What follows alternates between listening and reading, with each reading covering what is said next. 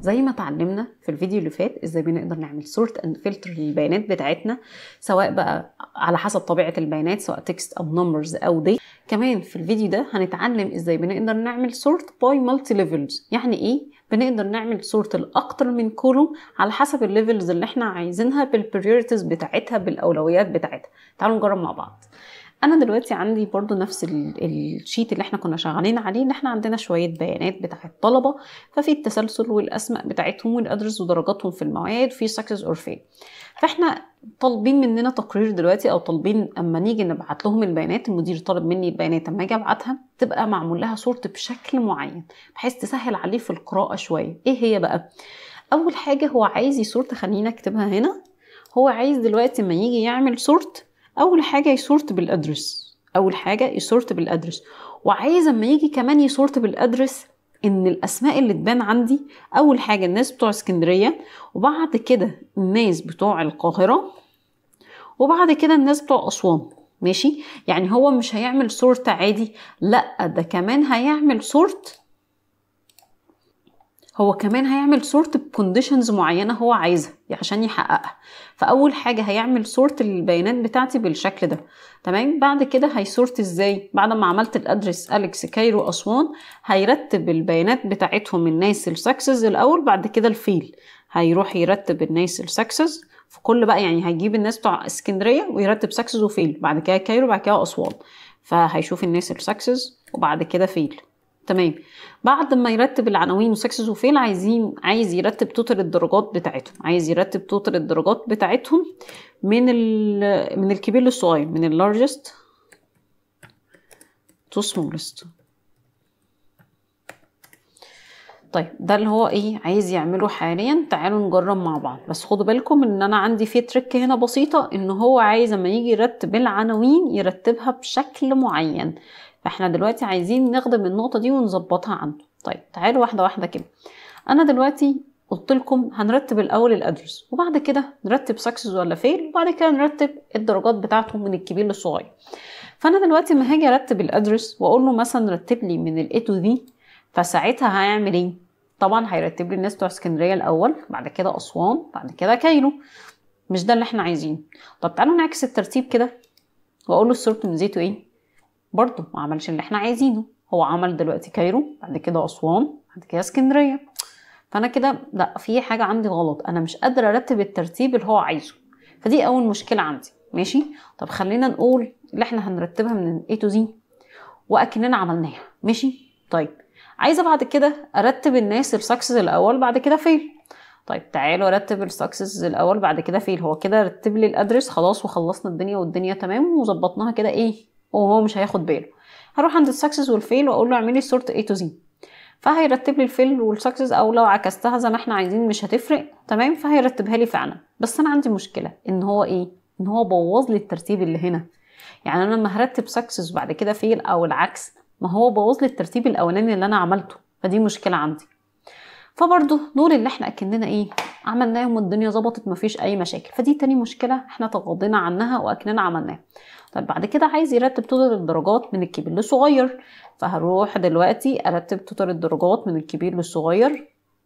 هلاقيه فعلا. احنا خلينا بس نصغر او نمسح كولوم كده علشان بس ما يفضلش يروح رايح جاي، نبقى شايفين الداتا كلها. طيب فانا دلوقتي ما هروح ارتب من الكبير للصغير او من الصغير للكبير، عمل ايه؟ خلينا احنا رتبنا مثلا من الصغير للكبير او من الكبير للصغير. هو طبعا تلقائي ما هيرتب من الكبير للصغير، الصغير للكبير هيراعي ده. بس الفكره ان هو ماشي يراعي ده، او يعني لحد ما هو بوظ لي برضو الترتيب ده، لان هو بيأثر هنا، وكمان بوظ لي الترتيب بتاع الادرس. انا كده دلوقتي بقى عندي مشكلتين. ايه هما؟ اول مشكله ان انا في ترتيب معين انا عايزه اعمله، اللي هو اسكندريه، القاهره، اسوان. فطبعا هو اما بيجي يرتب من A to Z او Z to E، ما هو هيرتب لي اسكندريه، اسوان، كايرو، او العكس كايرو، اسوان، اسكندريه. ما مش هيقدر يحط لي كايرو في النص، لان كايرو بالسي والاي والاي، اسكندريه واسوان بالايهات. تمام؟ طيب اما اجي ارتب السكسس والفيل، اجي ارتب الكولوم التاني او الكولوم التالت، بيبوظ لي الترتيب الاولاني. فانا دلوقتي عندي مشكلتين. طيب تعالوا بقى ايه نحلها واحده واحده. هروح بقى اعمل ايه علشان اقدر اعمل ده؟ احنا كده عندنا حاجه اسمها السورت باي مالتي ليفل لمالتيبل كولومز. يعني انا عايزه ارتب الاول الادرس بشكل معين. تمام؟ وبعد كده ارتب السكسس والفيل، وبعد كده ارتب من الكبير للصغير او من الصغير للكبير هنا في توتال الدرجات. فاحنا دلوقتي بناء على ترتيب الادرس هنروح نرتب السكسس والفيل، وبناء عليه هنروح نرتب التوتال. فدي بنسميها sort by multi level. يعني ايه؟ انا عندي الليفل الاول الادرس، بناء عليه الترتيب التاني بتاع السكسس اور فيل او مثلا اسماء الطلبه اي تكست عامه، وبعد كده يرتب لي الارقام زي ما احنا عايزين. دي يعني قبل ما اطبقها هديكم مثال كده يعني في واقع الحياه شويه. لو انا دلوقتي مثلا داخله على امتحانات، بالناس بالذات الناس هم ايه بتوع مثلا تجاره والحاجات دي اللي هم مش بيذاكروا على طول بشكل دوري، او انا مثلا حتى طالب في كليه علوم بس مش بذاكر مثلا بشكل دوري، اخر شهر كده ولا اخر اسبوعين في الامتحانات هروح مجمعه الماده وداخله الامتحان على طول. فعلشان انا اذاكر في اخر فتره عملت ايه؟ رحت المكتبه جبت كل بقى المذكرات والكتب وصورت كل حاجه وبقى معايا كل الورق. فوانا راجعه البيت خلاص بقى بعد ما صورت وجبت الورق واشتريت كل حاجه، وانا راجعه وانا راجعه البيت الورق بتاعي اتكعبل، وقع بقى مثلا حصل اي حاجه فالورق اتكعبل، فبقى المواد داخله على بعض والورق مش مترتب والدنيا بايظه خالص.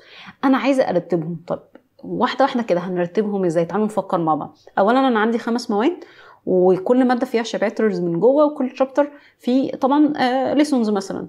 فانا دلوقتي هعمل ايه؟ اول حاجه هنمسك الورق كده نحطه، وبعد كده نمسك ماده ماده. يعني ايه؟ يعني مثلا الورقه دي بتاعت ماده اكس، ودي ماده بتاعت واي، ودي ماده اسمها ار، ودي اس، وهكذا. فانا هاخد الاول الورق كله بتاع الماده ايه احطه لوحده، والماده بي مثلا احطه لوحده، والماده سي احطه لوحده. فانا كده اول ليفل عندي او اول ترتيب عملته هو مين؟ ترتيب المواد اللي هو من بره. فبقى عندي ده الورق مثلا بتاع اسكندريه مثلا، او ورق مثلا بتاع ماده مثلا اكس، وده ورق بتاع ماده واي، وده ورق بتاع ماده زي. تمام؟ طيب خلاص انا كده بقى عندي 3 مواد، بس الورق طبعا من جوه مش مترتب، انا كده بس فصلتهم، وده تبع ده وده تبع ده وده تبع ده. طيب الخطوه اللي بعد كده الليفل 2 همسك بقى الماده الاولى اللي هي الماده اكس. هعمل ايه؟ هروح ارتب الشباتر بتاعتها. فهبدا اقول له الورق ده تبع شابتر 1 شابتر 2 شابتر 3. تمام كده؟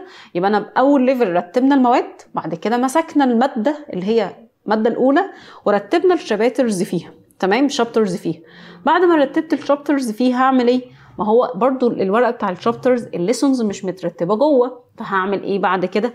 بعد ما مسكت الماده رتبت الشابترز عندي، وعندي مثلا 4 شابترز، شابتر 1 2 3 4.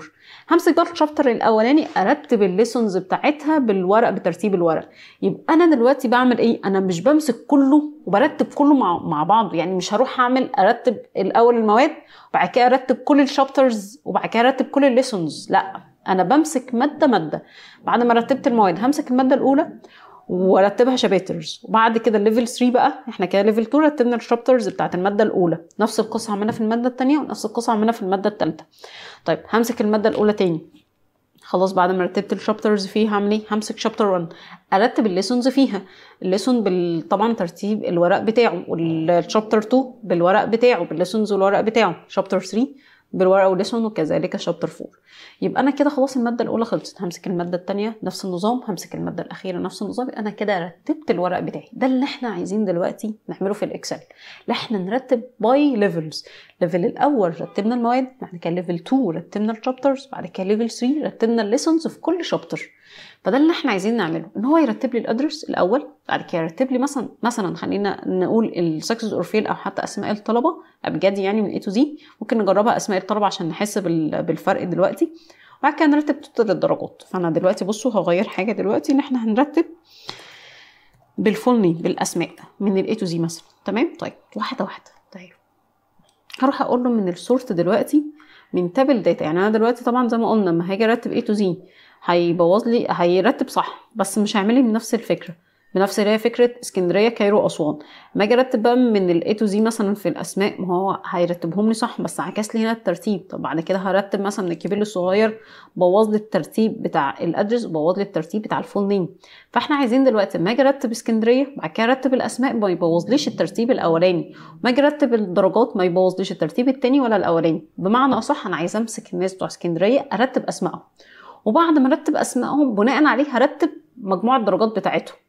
نفس القصه، بعد ما مسكت اسكندريه ده اللي احنا عملناه في المواد من شويه، همسك الناس بتاع كايرو وارتبهم بنفس الفكره، ارتب الاسماء وبعد كده ارتب توتال الدرجات. بعد كده همسك الناس بتاع كايرو ارتب الاسماء وبعد كده ارتب توتال الدرجات. تعالوا ده دلوقتي ده اللي هنعمله في الاكسل. ازاي بقى؟ هروح على تاب اسمها تاب الداتا، هروح على تاب الداتا واروح عند سورت اند فلتر واقول له اعمل لي سورت. طيب احنا دلوقتي قلنا هنعمل سورت باي مالتي ليفل، ليفل 1 ليفل 2 ليفل 3. هترتبوا اول ليفل عندكم مين؟ اللي هو هنسورت بالايه؟ بالادرس. طب الاوردر بقى يعني هو هيسورت ماشي سيل فاليوز، بس طبيعه الاوردر ايه؟ طبيعه الترتيب بتاعكم ايه؟ هل من A to Z ولا Z to A؟ ولا دي تنفع ولا دي تنفع؟ طب ايه الحل عندنا؟ الحل اللي احنا نعمل حاجه اسمها كاستم ليست، اللي احنا نعمل ليست بنفسنا. فاقول له اعمل لي كاستم ليست. طب ايه الليست اللي احنا عايزينها؟ هقول له ان الاول جيب لي الناس بتوع اسكندريه، انتر. جيب لي الناس بتوع كايرو. لو فاكرين الحته دي احنا شفناها قبل كده في الاوتو فيل، اللي احنا كنا بنروح من فايل واوبشنز وادفانسد ونقول له اعمل لي اديت كاستم ليست واعمل لي ليست باسماء معينه. فحتى لو فاكرينها دي الليستز اللي احنا عملناها مع بعض، اللي هي سبت حد 2 بالعربي واسماء الفروع اللي كانت عندنا. فهي نفس الفكره، ان انا هقول له نيو ليست وابدا انا اعمل ليست اسورت على اساسها حاليا في الجدول بتاعي. هقول له اليكس انتر، انا عايز الناس بتوع كايرو، بعد كده انتر الناس بتوع اسوان. يبقى انا كده قلت له يرتب لي بشكل معين بكاستم ليست معين، ولا تنفع A to Z ولا Z to A. طيب بقول له اد، فزادت عندي اهي وادوس اوكي. يبقى انا دلوقتي ممكن ارتب، بصوا بقى بقت خلاص من ضمن شكل الترتيب عندي. وينفع طبعا بعد ما عملتها من اليكس كايرو اسوان ممكن اعملها ترتيب عكسي بقى، اسوان بعد كده كايرو بعد كده اليكس، خلاص ما بقت ليست عندي ممكن ارتب عليها. طيب ده كده اول ليفل عندنا واول مشكله حليناها، اللي هي ايه؟ اللي احنا رتبنا بشكل معين احنا عايزينه. الخطوه اللي بعد كده هقول له اد ليفل، هيزود لي ليفل جديد. طيب اول حاجه احنا رتبنا مين؟ حلينا اول مشكله، رتبنا الادرس اسكندريه كايرو اسوان.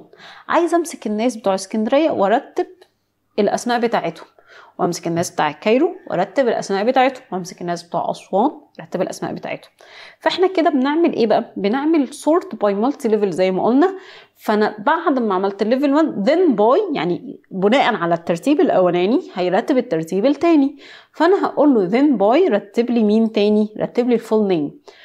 طب هنرتبها بقى من A to Z او من Z to A مش هتفرق، فخليها A to Z عادي. تمام، احنا مش عايزين كاستم ليست معين، احنا كانت مشكلتنا فوق. انا كده بحل المشكله الثانيه، خدوا بالكم. طيب بعد ما ارتب الادرس ورتب الاسماء، الليفل الثاني هقول له اد ليفل. فذن باي بعد ما ارتب العناوين بناء عليه هيرتب الاسماء، بناء عليه عايزاه يرتب لي توتال الدرجات بتاعتهم بس من الكبير للصغير. تمام، يبقى انا ده كده ليفل 1 ليفل 2 ليفل 3 وادوس اوكي. يبقى انا كده عملت سورت باي مالتي كولوم وفعلا عملها لي. بس علشان اتاكد دلوقتي واعمل تيست فعلا احنا صح ولا لا، ابص على الادرس فعلا عمل لي زي ما انا عايزه بالظبط، اسكندريه كايرو اسوان.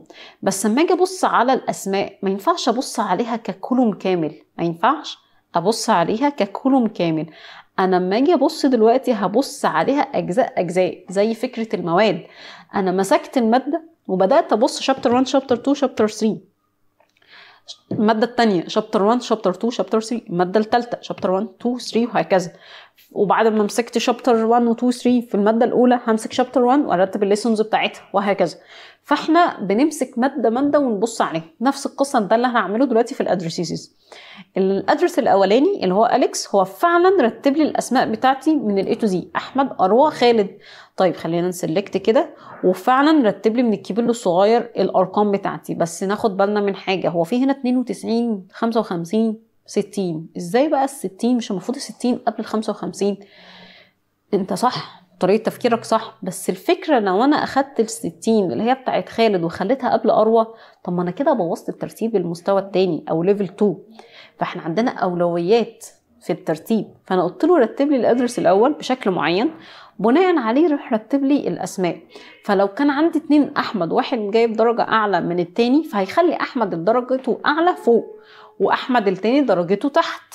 بس ما ينفعش يروح علشان يرتب ده من الكبير للصغير يبوظ لي الترتيب اللي قبليه. فلازم يكون عندي اولويات في التنفيذ. تمام، فراح رتب لي ادرس بتاع اليكس اهو، انا ماسكه اليكس، راح رتب لي الاسماء فعلا صح، وبعد كده رتب لي من الكبير للصغير. طب همسك الناس بتوع كايرو، فعلا رتب لي من A to Z فعلا، ورتب لي برضو من الكبير للصغير، وهلاقي ان اكبر حد هو اصلا كان عمر، وعمر ده اصلا يعني الحرف بتاعه او اسمه تالت واحد عندي في كايرو، فما ينفعش اروح اجيب عمر قبل محمد وندى علشان بس درجته اعلى، لا انا كنت قايله له ليفل 2 روح رتب لي الاسماء الاول، بناء عليه روح رتب لي الارقام، وهكذا بقى في اسوان. يبقى احنا السورت باي مالتي ليفل بنمسك ليفل باي ليفل ونبدا نرتب الشغل بتاعنا. وما باجي ببص مش ببص كده، يعني لو بصيت على الكولوم هو كده مش مرتب لي الكبير الصغير، ولو بصيت على الكولوم ككامل مش برضو مش مرتب لي من A to Z، فبمسك جزء وجزء زي ما قلنا ماده ماده. يبقى احنا كده اتكلمنا دلوقتي ازاي بقدر اعمل سورت باي مالتيبل كولومز، عندي اكتر من كولوم فبقدر اعمل ازاي سورت ليهم، وازاي اراعي ترتيب معين بشكل معين احنا بنقدر نعمله بالكاستم ليست. في الفيديو الجاي هنتكلم ازاي بقى، احنا مسكنا الجزء بتاع سورت اند فلتر، فالفيديو الجاي هنتكلم اكتر ازاي بقى اقدر اعمل ادفانسد فلتر على التيبلز بقى، حاجه اسمها السلايسر.